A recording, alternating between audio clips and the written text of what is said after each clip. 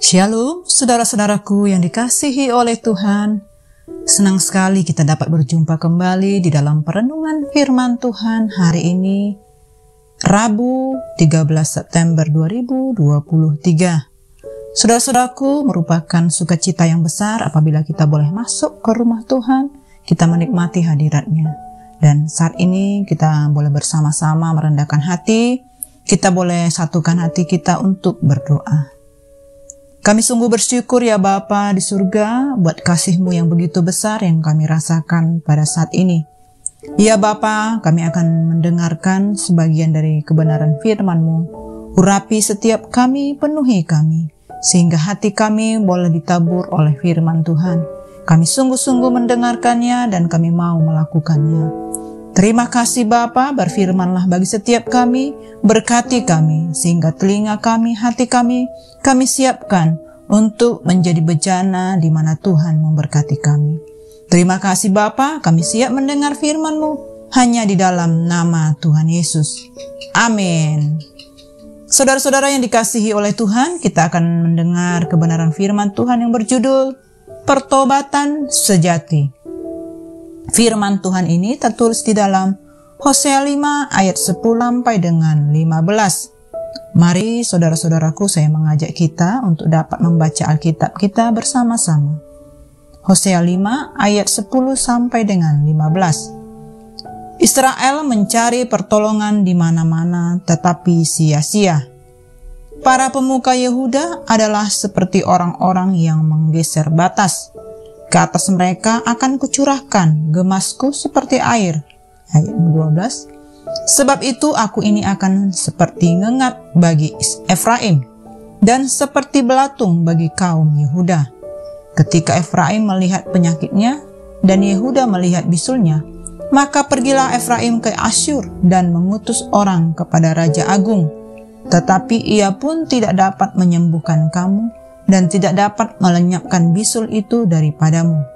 Sebab aku ini seperti singa bagi Efraim, dan seperti singa muda bagi kaum Yehuda.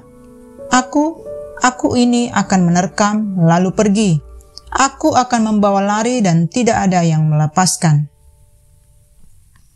Pertobatan yang pura-pura dari pihak orang Israel. Aku akan pulang ke tempatku, sampai mereka mengaku bersalah dan mencari wajahku. Dalam kesesakannya, mereka akan rindukan aku. Amin. Saudara-saudaraku, kita sudah membaca sebagian dari firman Tuhan pada hari ini. Kita belajar dan kita boleh mendengar bagaimana Nabi Hosea menggunakan dua perumpamaan untuk memperingatkan bangsa Yehuda dan Israel. Yang pertama, perumpamannya adalah bagaimana menggeser batas tanah. Nabi Hosea menunjuk agar para pemimpin Yehuda tidak mencoba mengambil kesempatan untuk menggeser perbatasan tanah ketika orang lain dalam kesulitan. Menggeser batas tanah dapat merupakan metafora dari menggeser standar moral, yang berarti bahwa moralitas para pemimpin Yehuda semakin hari semakin buruk. Tetapi lebih tepatnya bahwa mereka semakin diam-diam memindahkan batas tanah tetangga mereka untuk merebut tanah warisan orang lain. Dan hal ini pasti mendatangkan kutukan. Saudara-saudaraku, peringatan ini mungkin merujuk kepada Raja Menahem, Raja Utara yang berkuasa, yang berada di Yehuda ataupun Kerajaan Selatan, yang berniat untuk merebut kembali tanah yang sebelumnya diduduki oleh Kerajaan Utara ataupun Israel, ketika Asyur sedang menyerang dari utara. Saudara-saudaraku, yang perumpamaan yang kedua adalah bagaimana Hosea menggunakan ngengat dan belatung untuk menggambarkan keadaan utara dan selatan sebagai sama-sama dengan genting. Israel ataupun kerajaan utara seperti pohon yang lapuk oleh ngengat, dan inti dari pohon itu sudah lapuk dan berlubang di tengahnya, dan segera pohon itu pasti akan tumbang. Yang paling mengerikan adalah Efraim masih belum tahu bahwa hari kematiannya sudah dekat. Yang membuat Allah lebih terluka adalah ketika Israel tidak tahu mengandalkan Allah. Bahkan sebaliknya, dengan bodohnya mereka pergi ke Asyur dan mengutus orang kepada Raja Agung untuk menemui Tiglat-Pileser. Sebenarnya Israel mencari Raja Agung hanya berupaya demi kepentingan ekonomi dan untuk memperluas wilayahnya. Hal ini merupakan cara yang salah besar, yang mereka malah membuang kesempatan untuk sembuh, dan akhirnya mereka binasa pada tahun 722 sebelum Masehi. Saudara-saudaraku, Israel sakit parah dan Yehuda juga sangat parah. Keduanya membutuhkan kesembuhan dan keselamatan dari Tuhan. Tetapi sangat disayangkan bahwa Israel yang terancam punah dan Yehuda yang sangat parah masih berusaha mencari keselamatan dengan cara sendiri. Mereka menyerahkan hidup mereka kepada pihak yang salah, dan akhirnya mereka dapatkan adalah Tuhan mengambil semua yang mereka miliki dengan cepat seperti macan ataupun singa. Saudara-saudaraku, apa yang kita boleh belajar dari bangsa Israel dan Yehuda? Yang berbahaya adalah bagi kita saat ini kita tidak tahu kalau kita sedang sakit, tetapi malah kita mencari dokter yang salah. Saudara-saudara, dengan cara yang sama kita boleh berpikir saat ini, apakah kita bersandar kepada kekuatan manusia atau kita bersandar kepada Allah yang setia?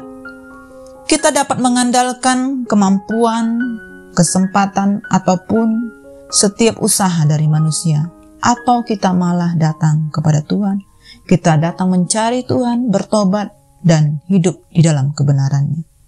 Saudara-saudaraku, Tuhan tidak bisa dimanipulasi dengan segala upacara keagamaan dan juga pemberian persembahan. Tuhan lebih berkenan kepada hati yang bertobat. Persembahan dari hati yang bertobatlah yang berkenan bagi Allah. Persembahan dari hati yang bertobatlah sampai kepada tahta kasih karunia-Nya.